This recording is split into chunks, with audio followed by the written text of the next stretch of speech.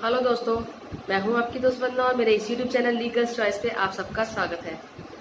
माफ कीजिएगा दोस्तों, मेरी तबीयत खराब होने की वजह से थोड़ी सी मेरी आवाज आपको बदली हुई लगेगी या हो सकता है कि मेरी आवाज की इंटेंसिटी आपको कम लगे, तो उसके लिए मैं आप सबसे माफी चाहती हूँ। दोस्तों, आज का जो दौर है, ऐसे दौर में अगर आपको अपने अधिकारों के बारे में, अपने राइट्स के बारे में सही जानकारी ना हो तो कोई भी आपको कहीं भी बेवकूफ बना सकता है या फिर आपके राइट्स को कहीं भी वायलेट किया जा सकता है।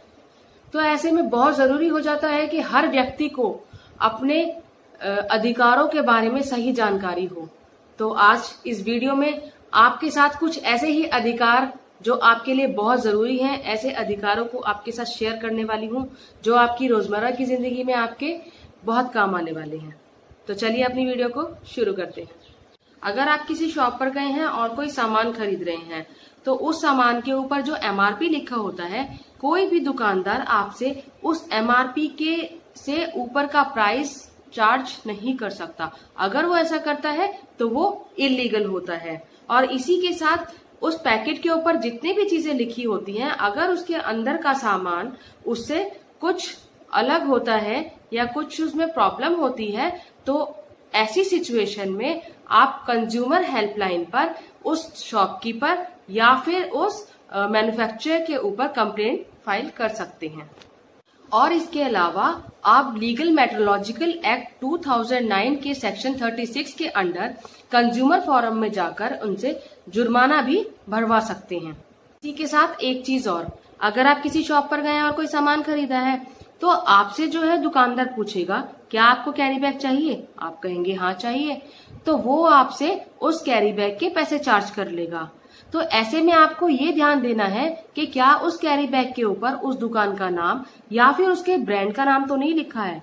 अगर उस कैरी बैग के ऊपर ब्रांड का या उसकी दुकान का नाम लिखा है तो वो आपसे इसके पैसे चार्ज नहीं कर सकता।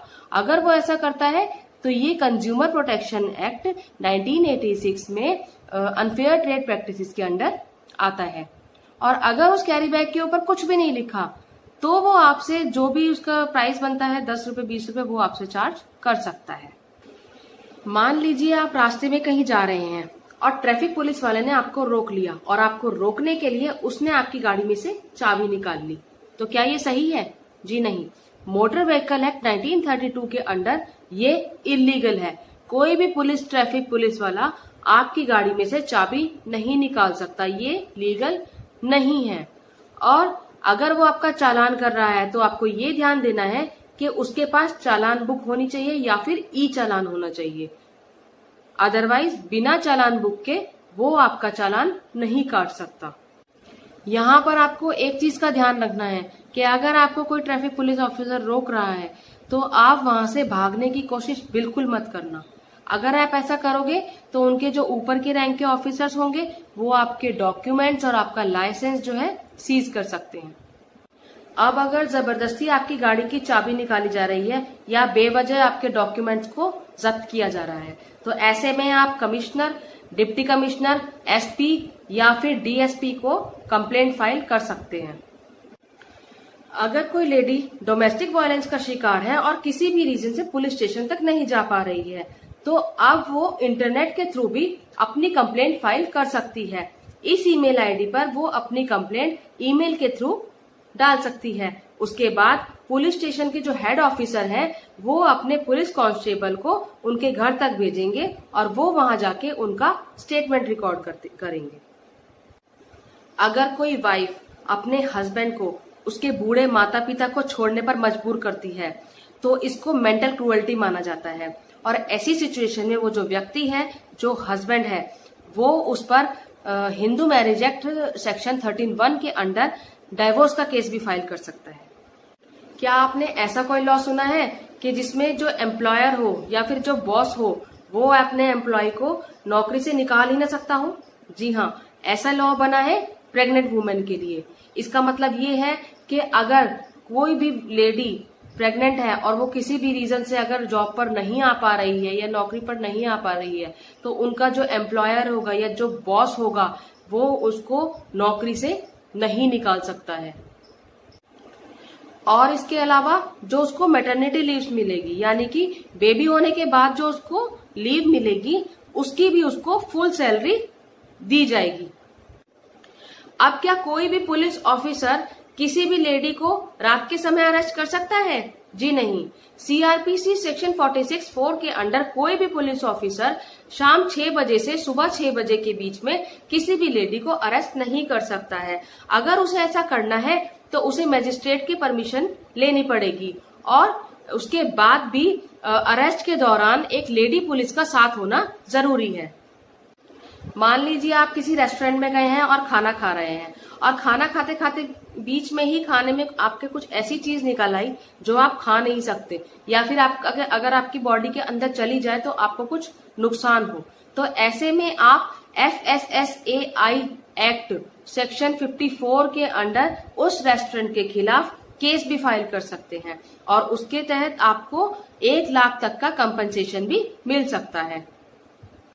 Directorate General of Civil Aviation rules के अकॉर्डिंग अगर आप एयरपोर्ट पर टाइम से पहुंच गए और आपने टाइम से चेक इन भी कर लिया, लेकिन उसके बाद एयरलाइंस वालों की वजह से आपकी फ्लाइट 2 से 5 घंटे तक डिले हो गई, तो आप हक से उनसे फ्री मील या फिर रिफ्रेशमेंट मांग सकते हैं।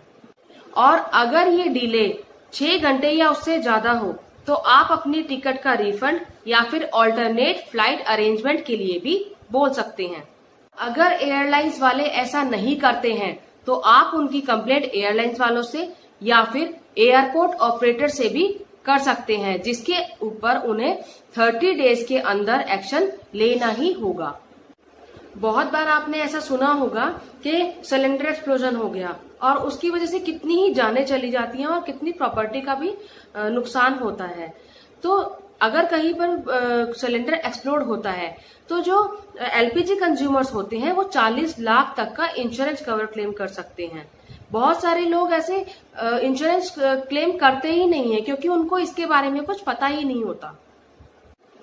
क्या आपको पता है कि अगर आप एक सिंगल मदर हैं तो आप एक बॉय या फिर एक गर्ल दोनों को अडॉप्ट कर सकती हैं, लेकिन उसके ऑपोजिट अगर आप एक सिंगल फादर हैं तो आप सिर्फ बॉय को अडॉप्ट कर सकते हैं, आप एक गर्ल को अडॉप्ट नहीं कर सकते हैं। ये है हमारा एडॉप्शन का कानून। दोस्तों, आज मैंने आपको कुछ ऐसे अधिकार बताए हैं जो आपकी रोजमर्रा की जिंदगी में कहीं ना कहीं आपको हेल्प जरूर करेंगे। और भी ऐसी जानकारियों के लिए हमसे जुड़े रहिए। मेरी ये वीडियो आपको कैसी लगी कमेंट बॉक्स में जरूर बताइएगा। मेरी इस वीडियो को लाइक कीजिएगा और ज्यादा से ज्यादा शेयर कीजिएगा ताकि और लोग भी अपने अधिकारों को जान सके, और मेरे इस चैनल को सब्सक्राइब कीजिएगा। धन्यवाद।